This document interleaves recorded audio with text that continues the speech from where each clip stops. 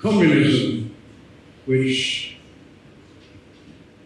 conquered the country in 1949 under Mao Zedong, was an absolute disaster and resulted on all of the reports that we can see in the death of 60 to 80 million people. 60 to 80 million people by a regime.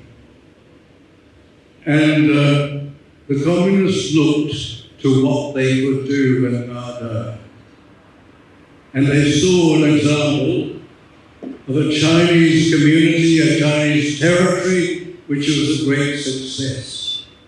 And that was where at night, facing away from China at night, in the darkness of that communist regime, if they looked across the seas, they could see a great light, and that was Hong Kong. Hong Kong, a British colony, living under the rule of law, with a freedom for the Chinese people of Hong Kong to conduct a capitalist economy, was an extraordinary, incredible success. So the comrades decided they would copy that, but at the same time they would keep their power on the mainland of China. They brought what had been learned in Hong Kong to the mainland. And there was one occasion when the Chinese communists, who, as all dictators, go to bed at night in fear of regime change. This is what frightens dictators. They know that at some stage they can be suddenly overthrown. And they saw something which had developed in China, and that was the Falun Gong. These were people innocently going in the parks, doing traditional Chinese exercises, supporting the traditions of old China, and believing in no more than the truth, compassion, and forbearance. Three things: the truth, compassion, and forbearance. And what really worried the comrades, it terrified them, was this was more popular than the Communist Party of China. That this developed into an organization which attracted 70 million people, many more people than belonged to the Communist Party. And what worried the communists was that there was an organization which, if it turned on them, could bring the Chinese people away from communism. So Jiang Zemin, the paramount leader, in 1999, decided, and I quote from the decree, ruin their reputations, bankrupt them financially, and destroy them physically. Destroy them physically. That was the decree that went out from the Chinese authorities. They set up a 610 office, which reminds me very much of reading Orwell's 1984. It reminds me of the Ministry of Love and Route 101 in the Ministry of Love. Here was Office 610, which was decided to ruin the reputations of 70 million Falun Gong, bankrupt them financially, and destroy them physically. The extraordinary thing, it was established by the London tribunals. There was a hearing in London by a privately funded tribunal under Sir Geoffrey Nice, QC, a leading British lawyer who prosecuted Slobodan Milosevic in the trials concerning what had happened in former Yugoslavia. And this was they established that in destroying the Falun Gong physically, they would operate a trade in forced organ harvesting.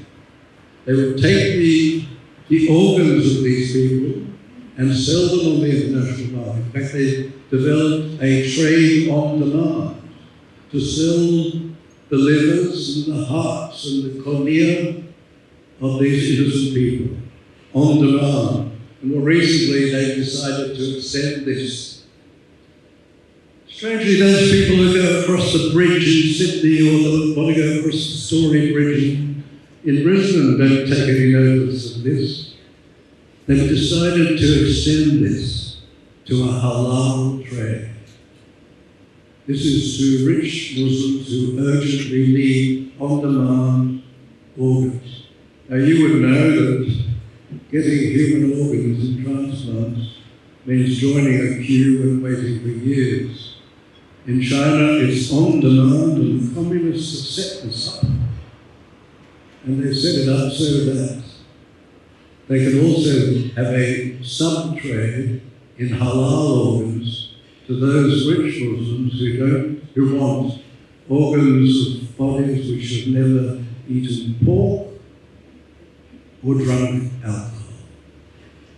And this is the government of which it seems our government seems to make us an axiom. Now, what I would like to ask the panel is the fear. Was it the fear of regime change that suddenly turned the Chinese Communist forces into attacking these innocent people of the Falun Gong? Do you think that was what drove them to launch this terrible persecution of the Falun Gong? Yes. Well, I think it would be an oversimplification to say that that's what drove the Communist Party and in particular to take this course of action. You've got to look at the whole Eurasian landmass as an interrelated whole. The KLA, Kosovo Liberation Army of Albania, basically created the whole business in August and organ harvesting.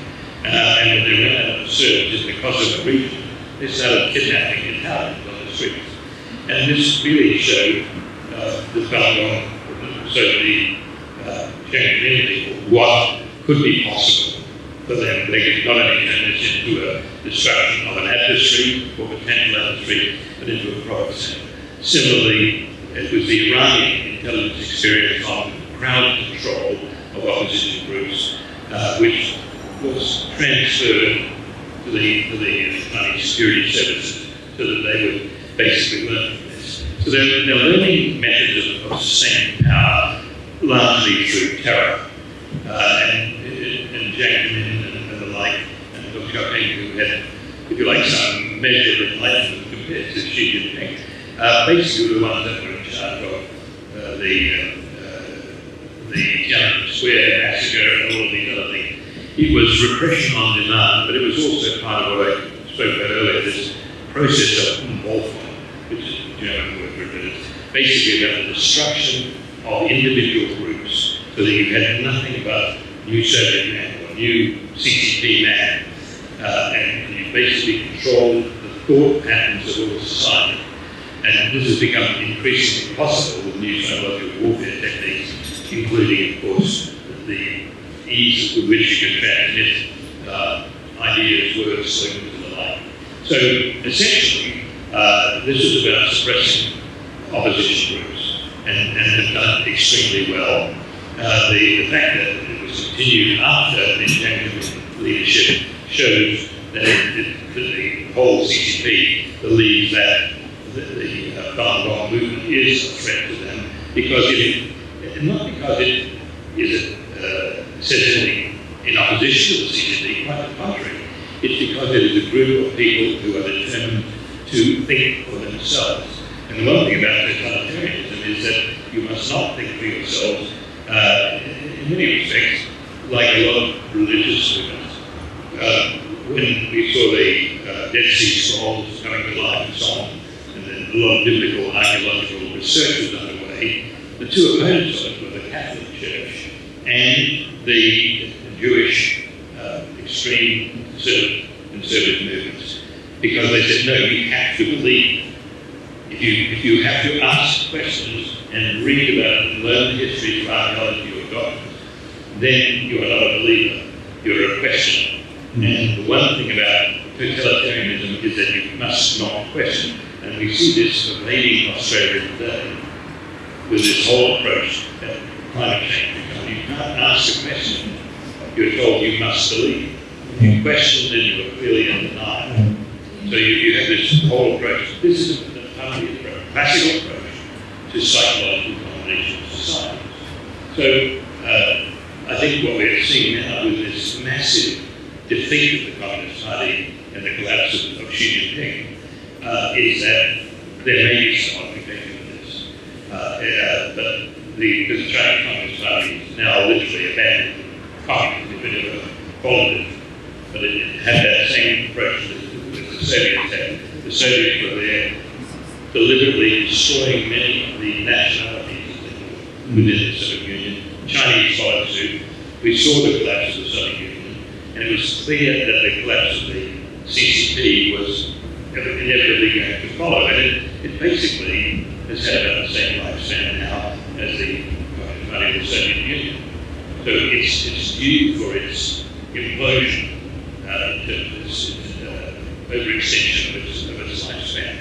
So essentially, we could see in the coming years, it's going to be interesting to see whether the Communist Party hangs on to the repression of the Uyghurs or the Falun Gong, or whether they start to gradually ease that and try to normalise themselves as a state. We thought the Iranians, very true, follow the normal revolutionary procedure and try to normalise themselves as a state. And because they didn't, they too are in the process of collapse. Thank you, Greg. Daniel, do you want to add to that? Kind of. I started to think that, in a sense, the communism didn't collapse in Russia, in the USSR. It spread across the world. You can see the same communist ideas under the current communist codes. You would say you're not allowed to question many other codes that I'm afraid to name here on account of many things. But yeah, Islamism is on the verge of collapse in the same way. It is looking that it's collapsing and going away, but it's not going away. It's showing itself in the West. You can see them. You saw them on the Harbour Bridge the other week. You've seen them everywhere. Khrushchev said that as well. He said, we're planting the seeds for that, when he gave his big UN speech in 56 or whatever it was. Basically, yes, they were planting the seeds. And basically, the Chinese totalitarianism is riding the coattails of the Soviet systems which were set up in the West, particularly. So that, yes, the Soviet Union itself collapsed, and communism basically got there because people knew what communism was about. And that's, I think, what we're seeing now with China, except that the Chinese were very careful to indoctrinate that population much more substantially than the Soviets did. And right now, we've got a situation where the People's Republic of China is more or less bankrupted itself in every area. So they collapse, but the residual impact, as you say, is still being felt around the world because we don't know enough about it and we don't educate ourselves in that at all. And we allow these crazy comments to guide our lives. And it will, not just in climate change, but in all that. Well, thank you, Greg. Thank you, Daniel. Now we're proceeding to a discussion, and it's open to members of the audience to ask questions. Just raise your hand when you're called. Yes, and when you're called, would you stand, and would you announce your name, and would you announce who you're directing the question to, which is only one of these two, not to me. And we will proceed that way. So, yes. And we'll bring a microphone being brought over. Once we find the microphone, could you?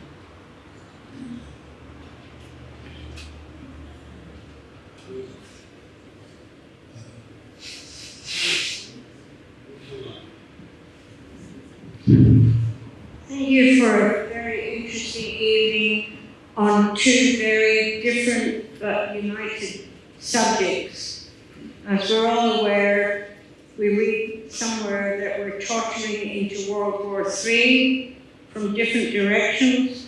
And I'm sorry I've forgotten your name, but you talked about repeating slogans. So that's what happened on the Harbour Bridge, wasn't it? From the something, and we have an eminent Prime Minister of Australia who talked about something to the sea and to the ocean. So his geography isn't crash off. We realise that in Britain we've got Starmer and we've got his cousin here, Albanese. So we bring more people in, they'll vote for us.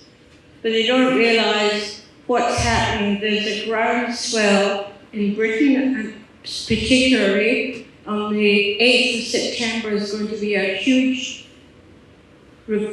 what would I call it? Not a revolt, but the people voting with their feet against what's happening in Britain. They want to bring back Britain to what it was, but how can you get rid of the people that they want to get rid of? You can't throw out millions of people. And what we've seen is happening in Britain. There are 3,000 mosques, there are X number of mayors, and people haven't been paying attention. Now, there are good Muslims, we all know that, but there are others with different points of view and different agendas.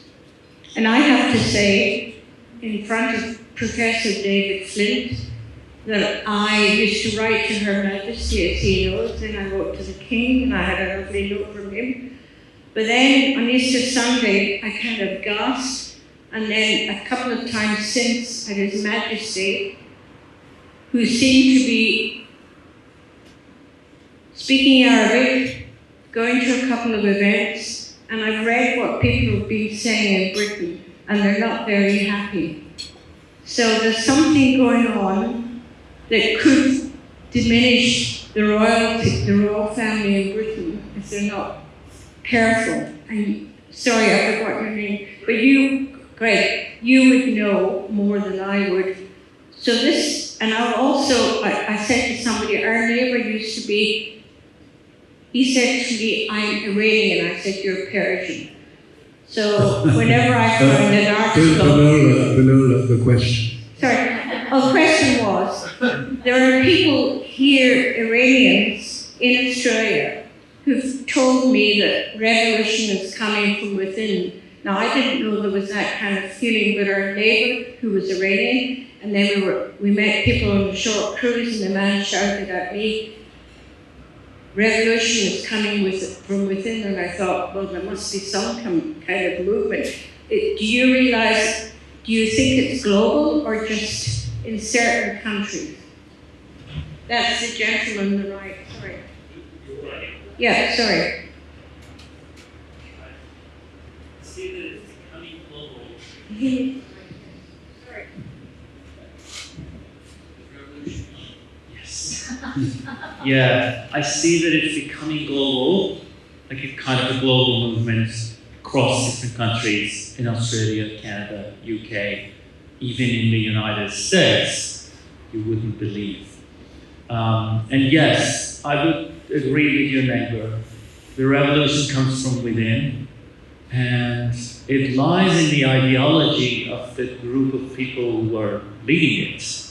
And the ideology of the group who we saw on Harbour Bridge was Islamism, or support for Islamism, or as our late Shah used to say, the unholy alliance of the red and the black. We have seen that, and this is a warning to everyone here that I would like to echo. Thank you for bringing up the subject. This is bound to happen unless there is enough force and enough determination to stop it. we have seen the repercussions of not stopping it with an iron fist. There may come a time that this needs to happen, that an iron fist needs to happen. And thank you. And Joe Jamal. Can I add a bit to that? Yes, you may. Yeah. I think we're seeing what we've been describing in our organisation as the global civil war coming, because the collapse of the era of the republics and the era of the main globalist movements are all starting to come to an end in bits and pieces around the world. And that is a global civil war. So we are having, if you like, revolts and change for different reasons. And it's not happening evenly, but it's happening in bits and pieces around the world. And any society that thinks it's immune from this is fooling itself, because there's so much interaction, of course, and particularly on the economic front, which if you have a sufficient economic collapse, you then have rolling into political collapse. And we've already moved from about 2008 from a period of a stabilized global trading system, mainly built around the dollar, which was only a temporary phenomenon. And we're now moving back to what we saw in the 50s and 60s and early 70s, into a bilateralization of international trade, in other words, a confinement of people back to national borders, trading only with other trusted trading partners. So there's this attempt to protect itself, but the net result is that we're seeing economic collapse driving a lot of political change. And if you look at Australia, our GDP per capita has been declining progressively for some time, and it will decline even more rapidly in the near future because the Chinese market's going. And we will also see